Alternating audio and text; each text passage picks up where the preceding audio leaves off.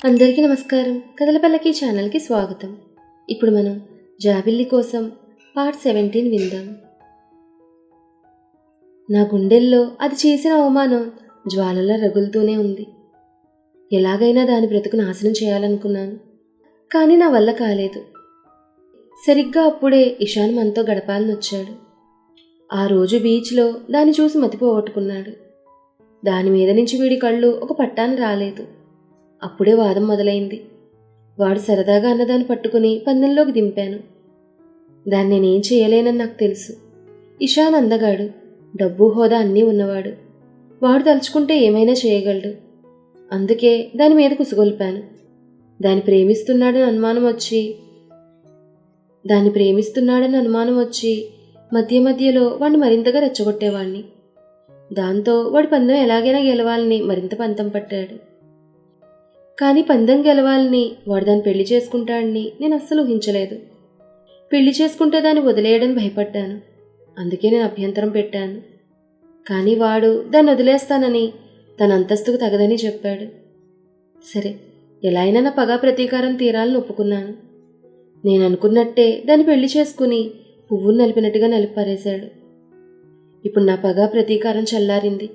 దాని జీవితం కుక్కలు చింపిన విస్తరయింది. లేకపోతే అందరి ముందు నన్ను చెప్పుతో కొడుతుందా? నేను దాని బ్రతుకు మీదే దెబ్బ కొట్టాను అంటూ పగలబడి నవ్వుతూ, ఇప్పుడు ఈ పిచ్చోడు దానికోసం వచ్చాడు. అది ఈ జన్మకు వాడికి దొరకదు. వాళ్ళిద్దరూ కలిసే ప్రసక్తే లేదు కసిగా అన్నాడు చందు. ఆ మాటలన్నీ వింటూ నిషాన్ రక్తం మరిగిపోయింది. ఒక్క ఉదుటిని లోపలికొచ్చి చందుని చితకబాదాడు. అందరూ బిత్తరపై చూస్తుండిపోయారు. దానికోసం నన్ను కొడతావా?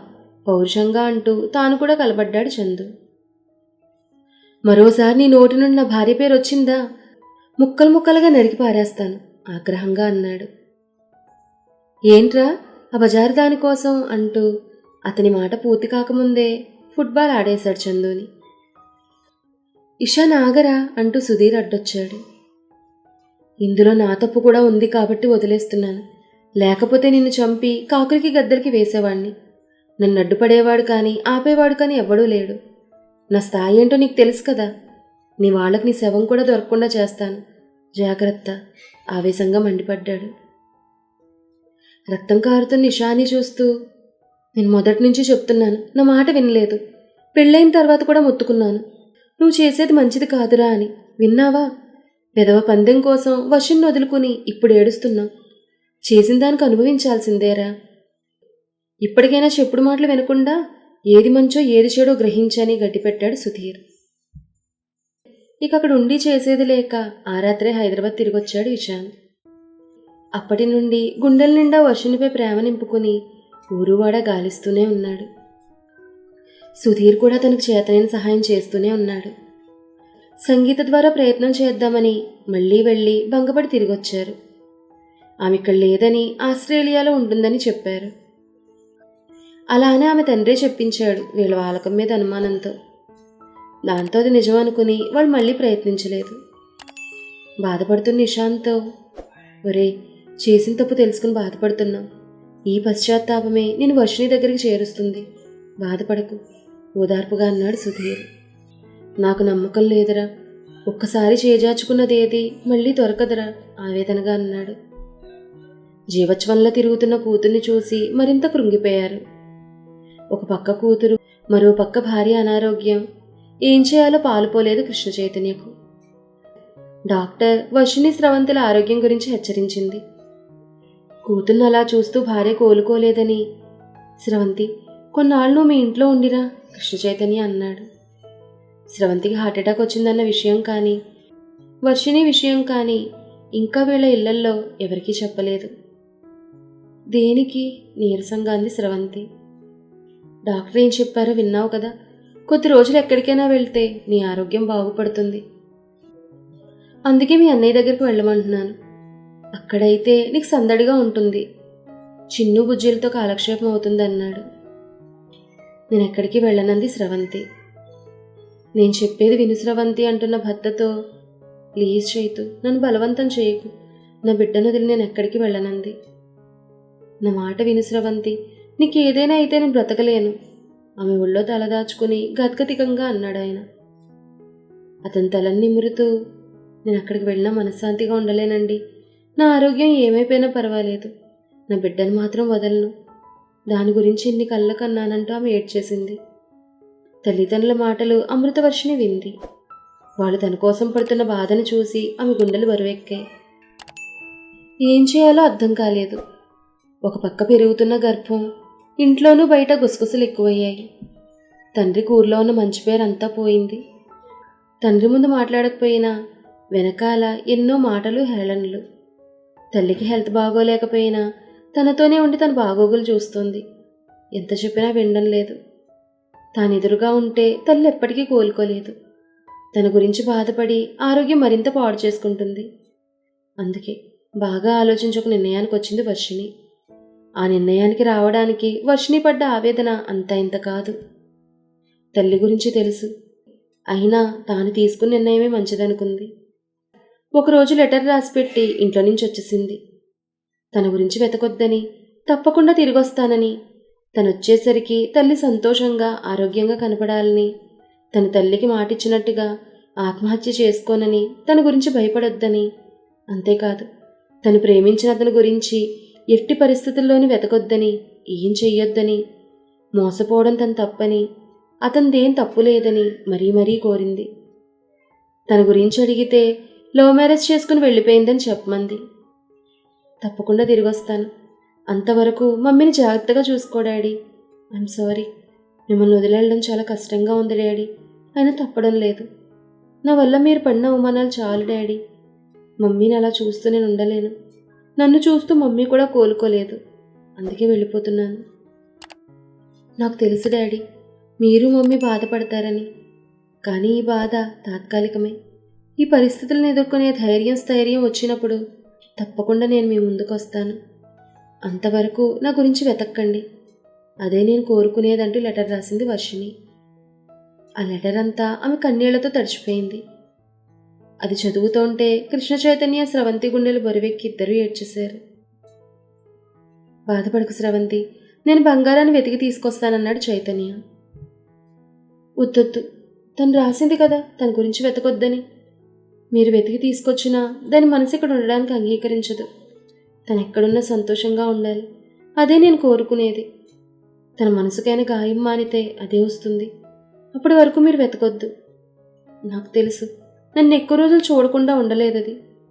నా మీద తనకున్న ప్రేమే తను వెనక్కి తిరిగొచ్చేలా చేస్తుంది. ఆ నమ్మకం నాకుంది. వస్తున్న దుఃఖాన్ని ఆపుకుంటూ అంది స్రవంతి. ఇంకేం చేయలేక కృష్ణ చైతన్య నిస్సహాయంగా చూస్తుండిపోయాడు. అతను తలుచుకుంటే ఎక్కడున్నా కూడా అమృతవర్షిని కనిపెట్టగలడు, ఇషాన్ సంగతి కూడా తేల్చగలడు. కానీ కూతురు మరీ మరీ కోరిందని అతని గురించి వదిలేశాడు ఆయన. ఎక్కడికి వెళ్లాలో తెలియక సంగీతకు ఫోన్ చేసి తన పరిస్థితి చెప్పింది.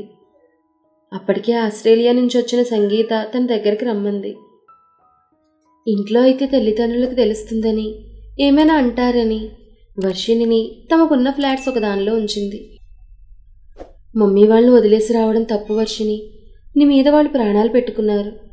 నువ్వు దూరం అవ్వడం భరించలేరు, బాధగా అంది సంగీత. తెలుసు సంగీత, నేను వాళ్ళు ఎదురుగా తిరుగుతుంటే వాళ్ళు ఎప్పటికీ కోలుకోలేరు. వాళ్ళు సంతోషంగా ఉండాలంటే నేను దూరంగా ఉండాలి. కొన్నాళ్ళు బాధపడినా తర్వాత మర్చిపోతారు. అదే ఎదురుగా ఉంటే ఎప్పటికీ సంతోషంగా ఉండలేరు. అందుకే వచ్చేసాను. ఇంతకంటే ఇంకేం చేయగలను? నా మీద పెట్టుకున్న నమ్మకాన్ని కూల్చేశాను. చేతుల్లో మొహం దించుకుని ఏడ్చేసింది వర్షిణి. ప్లీజ్ వర్షిణి, ఏడవకు. ఇషాన్ ఇలా మోసం చేస్తాడనుకోలేదు. ఎన్ని కబుర్లు చెప్పాడు, నువ్వంటే ప్రాణం అన్నాడు, నేనెప్పటికీ వదలనన్నాడు, ఎన్నో బాసలు చేశాడు. అందానికి తగ్గ మంచి మనసు అనుకున్నానే కానీ ఇంత మోసగాడు అనుకోలేదని తిట్టింది సంగీత. ఇందులో అతను తప్పేం లేదు సంగీత, అసలు తప్పు నాది. నాకు వివేకం ఉండాలి, అది నాకు లేకుండా పోయింది. నా హద్దులు తెలుసుకోకుండా ప్రవర్తించాను. అతని మైకంలో పడి నా తల్లిదండ్రులకు తీరని దుఃఖాన్ని, అవమానాన్ని మిగిల్చాను. ఆమె గొంతు రుద్ధమైంది. ప్రతి ఆడపిల్ల ఈ ప్రేమ విషయంలో జాగ్రత్తగా ఉండాలి. ఆమె పెదవులపై పేలవమైన నవ్వు. వర్షిణి, నీకేం తక్కువే, అబార్షన్ చేయించుకుని మరో మంచి వ్యక్తిని పెళ్ళాడు. నువ్వేదడిగినా క్షణాల్లో నీ కాళ్ళ ముందుకు తెచ్చే తల్లిదండ్రులున్నారు. అందం ఉంది, డబ్బుకు కొదవలేదు. ఆస్తి, అంతస్తు, హోదా, పలుకుబడి అన్నీ ఉన్నాయి. నిన్నెవరైనా కళ్ళకద్దుకుని చేసుకుంటారు. నా మాట విను అంటూ బతిమలాడింది సంగీత. ప్లీజ్ సంగీత, అలా మాట్లాడకు. నేను అతని భార్యను. అతని దృష్టిలో మాకు జరిగింది పెళ్లి కాకపోవచ్చు, కానీ నేను మనస్ఫూర్తిగా అతనితో తాళి కట్టించుకున్నాను. మనస, వాచ, కర్మణ అతని భార్యనయ్యాను. అలాంటప్పుడు నేనెందుకు భయపడి అబార్షన్ చేయించుకోవాలి? ఇంకా ఊపిరి కూడా సరిగా పోసుకొని నా బిడ్డని నేను చంపుకొని మరో వ్యక్తికి భార్యను కాలేను. ఇషాన్ నన్ను మోసం చేయొచ్చు, కానీ నేను మాత్రం ఎప్పటికీ అతను ప్రేమిస్తూనే ఉంటాను. నన్ను ప్రేమించిన ఈషు నావాడు. అతను గొప్ప ప్రేమికుడు. నా ఊహల్లో అతను ఎప్పటికీ మంచివాడే. నన్ను మోసం చేసిన ఇషాన్ నాకేమీ కాడు. కన్నీళ్లు వర్షిస్తుండగా అంది వర్షిణి. సంగీత హెల్ప్తో జాబ్లో చేరింది. ఒంటరిగా చాలా కష్టాలు అనుభవించింది. వర్షిణికి నెలల నిండి బాబును కంది. వర్షిణి దగ్గరుండి చూసుకుంది సంగీత. సంగీత, నీ మేలి జన్మలో మర్చిపోలేను. ఈరోజు నేను నా బిడ్డ ఇలా ఉన్నామంటే అది నీ వల్లే. చెమ్మగిలిన కళ్ళతో కృతజ్ఞతగా అంది. మన మధ్య కృతజ్ఞతలు ఏంటి వర్షిణి?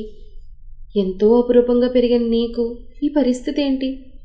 ఇప్పటికైనా ఇంటికి వెళ్ళవే, మమ్మీ వాళ్ళు సంతోషిస్తారు. పోనీ నేను ఫోన్ చేసి చెప్పనా వస్తారు అని అడిగింది. ఇప్పుడు వాళ్ళ ముందుకు నేను వెళ్ళలేను. నాకు ఇంకా ధైర్యం రాలేదు.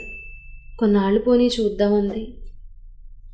వర్షిణి తల్లిదండ్రులకి సంగీత చెప్పాలనుకున్నా ఆమె బాధపడుతుందని చెప్పలేదు.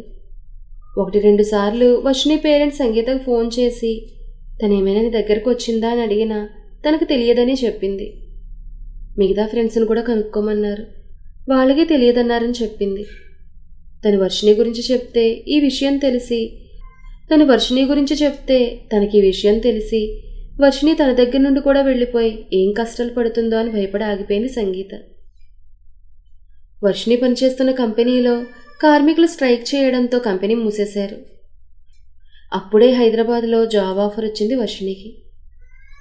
వర్షిణి దాన్ని సందేహిస్తుంటే, మంచి జాబ్, వదులుకోకు. నీకు ఇప్పుడు ఈ జాబ్ చాలా అవసరం. హైదరాబాద్లో మా అన్నయ్య ఉన్నాడు, వాళ్ళ ఇంట్లో ఉండొచ్చు అంటూ ఎంకరేజ్ చేసింది సంగీత.